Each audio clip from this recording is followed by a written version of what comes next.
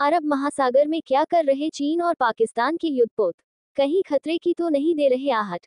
चीन के राष्ट्रीय रक्षा मंत्रालय के प्रवक्ता कर्नल वू कियान ने जानकारी दी कि चीन और पाकिस्तान पहली बार एक साथ समुद्री गश्त कर रहे हैं।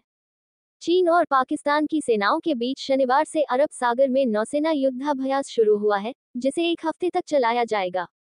माना जा रहा है कि ये युद्धाभ्यास रणनीतिक तौर पर समुद्री मार्गों के साथ साथ शांति और स्थिरता को बढ़ावा देने के लिए किया जा रहा है। इस अभ्यास में पनडुब्बी रोधी अभियान एंटी सबमरीन ऑपरेशंस भी शामिल है और यह 17 नवंबर को समाप्त होगा।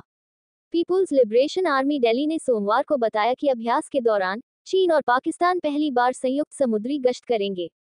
इस खबर के सामने आने के बाद ये सवाल भी सामने आ रहा है कि दोनों पड़ोसी देशों के बीच जारी इस अभ्यास को लेकर भारत की क्या प्रतिक्रिया सामने आ सकती है और भारत के लिए क्या यह एक खतरे की आहट है।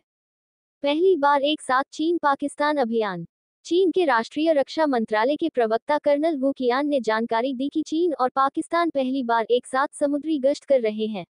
विशेषज्ञों ने रविवार को कहा कि चीनी और पाकिस्तानी नौसेनाओं के बीच यह अब तक का सबसे बड़ा संयुक्त अभ्यास है, क्योंकि दोनों देश रणनीतिक समुद्री मार्गों के साथ साथ क्षेत्रीय शांति और स्थिरता की संयुक्त सुरक्षा में अपनी क्षमताओं को बढ़ा रहे हैं।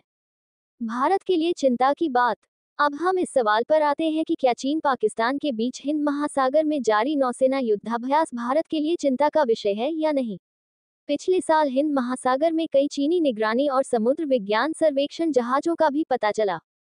माना जाता है कि चीन अपनी सैन्य ताकत को बढ़ाने के लिए इस तरह के अभ्यास करता रहा है।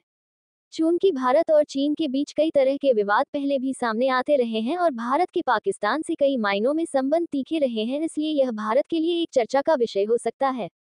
चीन को हिंद महासागर में परमाणु ऊर्जा से चलने वाली तेज आक्रमण पनडुब्बियों का संचालन करने के लिए भी जाना जाता है और भी कई तकनीकों के लिए चीन काफी मशक्कत कर रहा है।